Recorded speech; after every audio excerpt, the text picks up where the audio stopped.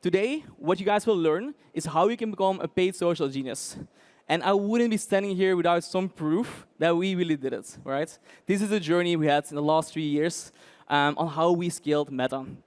So I started when I was like 5, 6K spent on daily basis, on a monthly basis, to where we are right now, which is 3 million of actual Meta spend profitably while keeping your ROAS healthy, while being profitable and just scaling up. But the reality of the case is that if you are in advertising, you need to trust the process.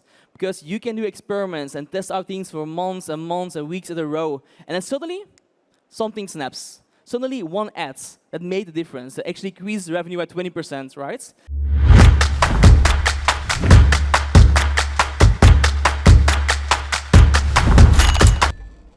Meta is a hungry content machine.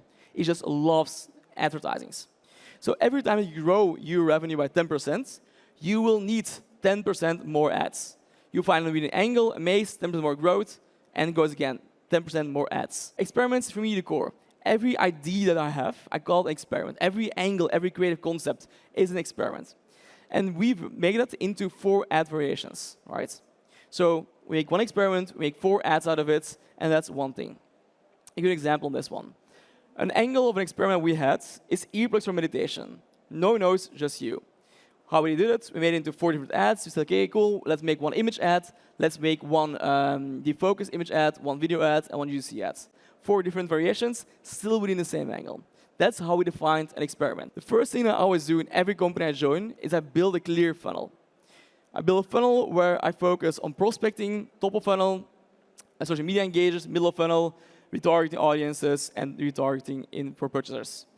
I try to use this funnel at all times, and for me, this is healthy, 70% top of funnel. The reason why is because if you have a healthy funnel like this, it's much easier to scale. Every experiment I do is for prospecting, because the more prospecting I do in revenue, the more it drips down to everything else. So of course, for you guys to understand, top of funnel, tough, is really prospecting audience. You exclude everything. Social media engagers, video views, website visitors, purchases, you exclude everything. You just focus on there. Here's also where you do all the experimentation, because this is a growth lever. This is really where you want to put all your efforts in, right? The second thing is social media engagers, middle of funnel. This is where you target social media engagers, video viewers, and you exclude website visitors and purchasers. Then you have retargeting, bottom of funnel, where you focus on website visitors, and then you have your retention, of course, which is 5% of the ad spend, and that's it. And what you get afterwards is you can start playing around with it. Because now you have actually a funnel that works for you. Now you have a funnel that's healthy, and you can start playing around with your ROAS targets, right? If you blend ROAS targets 3 or 2.65 in my opinion here, you can actually start playing around. How low can I put my ROAS targets or top of funnel and still make it work? And still make a blended element work for me. If you're able to figure that out, then you are looking to scalable funnels. So what do? If I see this creative batch experiment is working really well for me, and it's going amazingly well, I just duplicate it. I just duplicate the campaign, I duplicate the marketing, and just make it work with triple the amount of ad spend. In the meantime, I also increase by 20% the campaign that already exists. Why only 20%? Because if you increase by more than 20% on a daily basis your ad spend, you will reset the whole algorithm.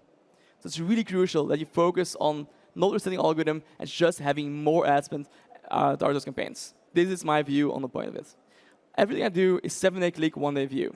The reason why is because I want the algorithm to get as much data as possible to understand who is buying. But I only optimize on 7-day click. I optimize on the revenue and performance I see of people actually going to my website. That really helps me to scale faster. This is my blueprint for you guys to take away with. This is a literally blueprint I've been using for the last 10 years that has not been changed at all.